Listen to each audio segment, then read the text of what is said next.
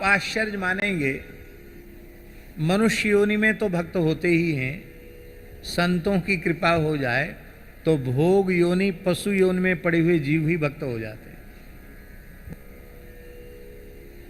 बहुत पुरानी बात तो नहीं है, 100 वर्ष भी नहीं होंगे, 60-70 साल पुरानी बात होगी, अधिक से अधिक। यही मुरैना के पास पटियावारे बाबा सरकार रामानंद संप्रदाय के एक सिद्ध संत हुए, बाबा श्री राम रतन दास जी महाराज। पत्थर के पटिया पर बैठकर भजन किया, पटिया सिद्ध हो गया। बड़े उच्च कोटि के महात्मा, संपूर्ण सृष्टि राममय दिखती थी उनको, ऐसे महात्मा थे। और महाराज जी एक अक्षर पढ़े लिखे नहीं थे, एक अक्षर पढ़े लिखे नहीं थे।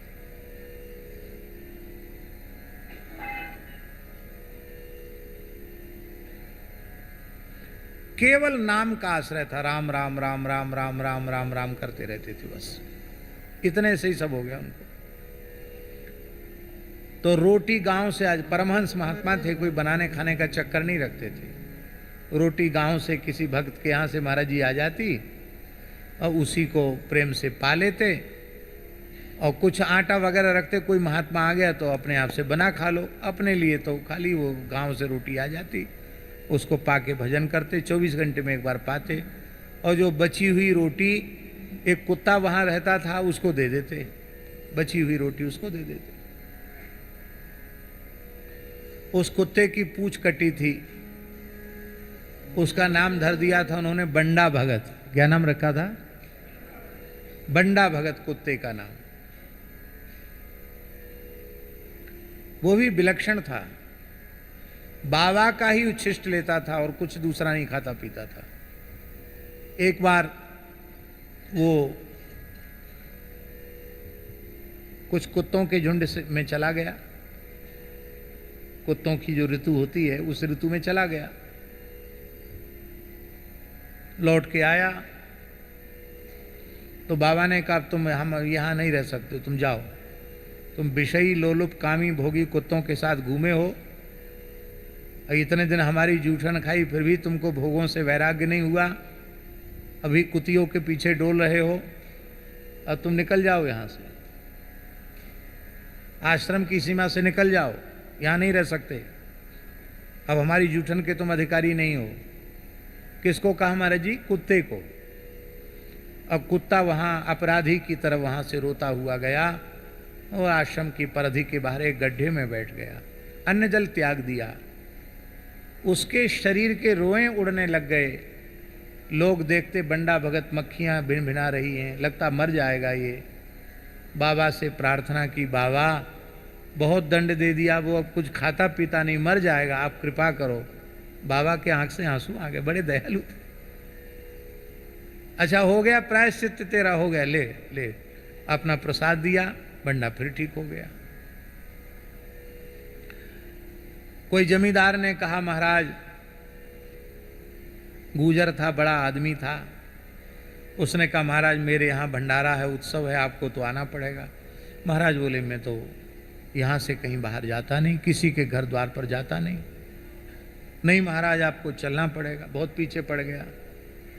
तो पटिया वाले बाबा बोले कि चलो ठीक है, अब कोई न कोई जाना चाहिए, तुम्हारा आग्रह है तो हमारे प्रतिनिधि के रूप में बंडा भगत पहुंच जाएगा। तो बाबा बोले बंडा, ए भाई कल इनके यहाँ भंडारा है, दावत है, चले जाना, भंडारा जीवने चले जाना। वो चला गया महाराज।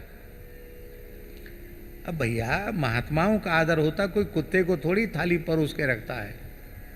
तो वहां किसी ने उसको पूछा नहीं, उदास लौट आया। तो बाबा ने कहा कहो बंडा क्या क्या माल खा के आए?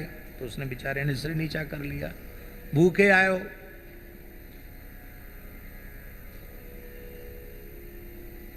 ये कल्पित बातें नहीं बता रहे हैं हम आपको, सत्य घटनाएं बता रहे हैं। उस जमींदार की सब भैंस बीमार हो गई, मरणासन्न हो गई। वो दूसरे दिन आए, बोले महाराज सब घर भर के बीमार हैं, हमारी पशुधन सब बीमार, हमारी भैंसें बीमार हो गई, हम तो मर जाएंगे, उजड़ जाएंगे, क्या हो गया अकस्मात?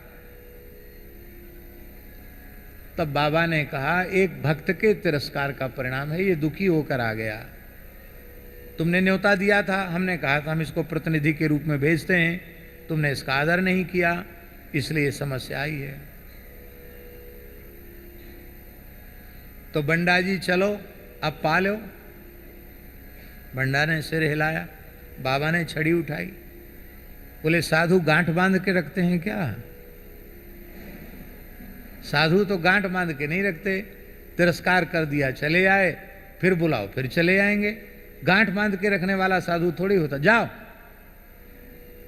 देखो, इनके घर में सब समस्या का समाधान तभी होगा जब तुम खा के आओगे। बंडा फिर गया, पत्तल डाल के रोटी वोटी जो कुछ थी खाया, ठीक हो गए सब। उस कुत्ते की भी समाधि वहां बनी हुई है आज भी। हमारे कहने का आशय यह है कि भक्ति की कितनी महिमा है। मनुष्य ही नहीं, पाप योनि में पड़े हुए, भोग योनि में पड़े हुए जीव भी भगवत भक्त का आश्रय लेकर धन्य हो जाते हैं, पूजनीय हो जाते हैं।